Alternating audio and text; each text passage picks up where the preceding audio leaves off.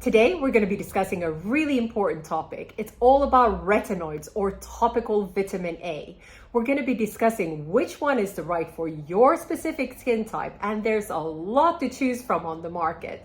And also how to use it to avoid that irritation and get those amazing results that you're looking for. If you're not already using a vitamin A product, you need to start to. This is the gold standard in the industry for anti-aging.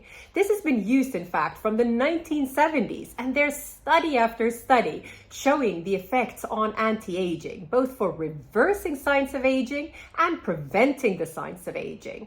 But the key here is to get it right, and this is what we're going to be discussing today. Hi, my name is Sophia. I've been working in the beauty and wellness industry for over 15 years, and my mission is to help you become the best version of yourself. Now, most of you will already know the benefits of retinoids. They increase that collagen and elastin production, meaning that they reduce fine lines and wrinkles.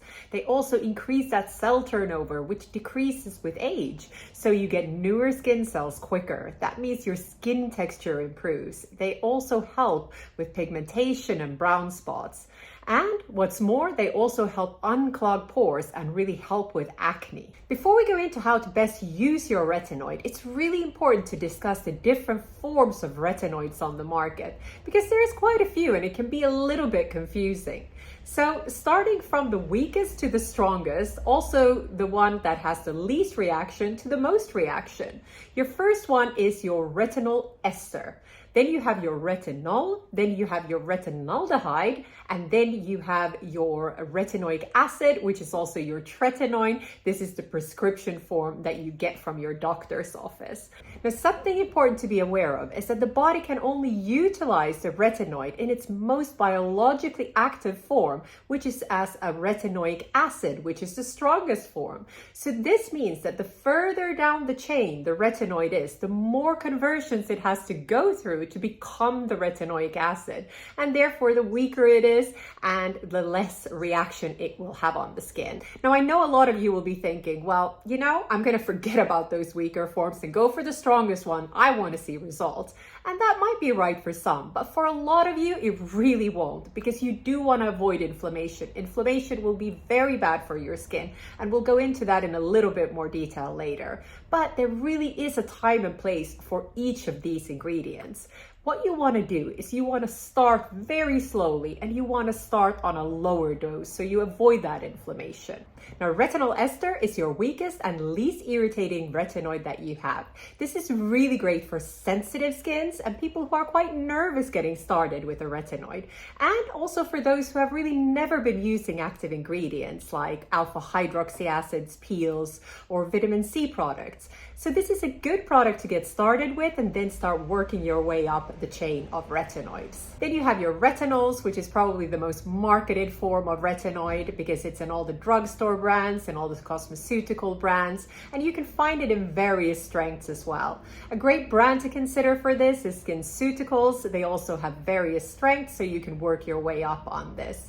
Then you have your retinaldehyde, and this is obviously after your retinol, just before your retinoic acid or your tretinoin. And a great brand here to consider is Avene. Avene is very natural and friendly for your skin, free of perfumes. And then we have our retinoic acid, which is the strongest form of a retinoid, and you'd have to get this from your doctor's office. This is also something all of the retinoids will have to convert into to be utilized by your body. And this is fantastic for anyone who can tolerate it, people who have maybe been using retinols before, very used to active ingredients, have a strong skin type. But it's something that you can really trial out, and it comes in various strengths, so you can work your way up and really see how that goes. And then we have our latest retinoid on the market, which is relatively new. It's called retinoic acid esters, and this falls in between your retinaldehyde and your retinoic acid or your tretinoin, both in terms of strength and possible irritation. And this can be fantastic for someone who really wants to go up the chain, but isn't quite ready maybe for a prescription yet. And you can find this in the ordinary range. Now that we know the differences between the retinoids, let's discuss how we can use them in the most effective ways to avoid that irritation and really get the results that you're looking for. The key here is you want to go very slowly and you want to start at a lower dose. Remember, this is something that you want to be doing for the rest of your life. It's a marathon. So don't focus on your short-term goals. You want to focus on the long term, and that is getting your strength up to the right level slowly. Now, what you want to do is you want to work your way up gradually so that your skin develops tolerance to the product. And what this generally looks like is you start out by using the product twice a week in the evenings for the next few weeks. If you have any irritation or quite a bit of irritation, you can drop that down to once a week. And then once you've done this for a few weeks, you add another night until you get up to every single night, if that is right for you and if your skin can tolerate it. By the way, I'd love to hear from you on your experiences in using retinoids and any tips that you may have. So please comment below. You can also try using different forms of retinoids on different days of the week. Let's say your skin can tolerate a TRETINOIN or a retinoic acid only one night of the week, but it's fine on a retinol for the rest of the days. Then you can try mixing them up as well in line with your skin tolerance. Now, if you have sensitive areas on your face, like underneath your eyes, around your mouth area, maybe your neck area, you could try buffering before applying your retinoid. Now, this simply means applying a hydrator before applying your retinoid, which basically makes it less potent on the skin. So this could be a hyaluronic acid serum followed by a cream, and then applying your retinoid on top of that, and you will see less irritation. And this might be very good to do in the beginning for certain people. Now, also be aware of using other active ingredients with your retinoids like vitamin C, alpha hydroxy acid, beta hydroxy acids. These are all very active ingredients. They can activate the skin more, they can cause more irritation. So be very aware of that. When you start out with your retinoid, you want to be very careful with using them too close to each other. Definitely not on the same night. You might want to even leave some days in between, or leave them out for a while as well. It really depends on your skin type. But what you don't want to do is you don't want to over-activate the skin so that it causes irritation.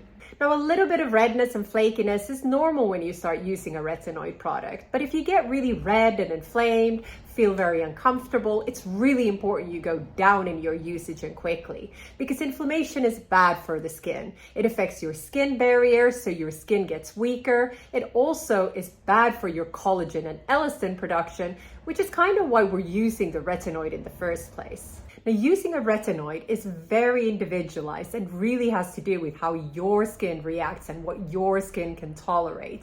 But the key here is what we're looking to achieve is to work our way up the retinoid chain so that you get as high as possible, and also increasing the frequency to as often as possible without the irritation. If you feel that you need more hand holding, you can always go and see your dermatologist and you can work with them on your program.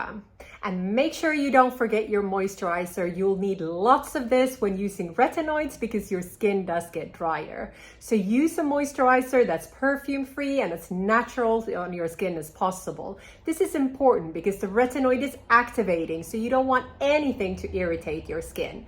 And please remember your sunblock. This is essential when using retinoids because that sensitizes the skin, so you will definitely need a sunblock every day. As hydration is key on your retinoid journey, I would recommend you next watch my video on the top 7 oils for glow up skin.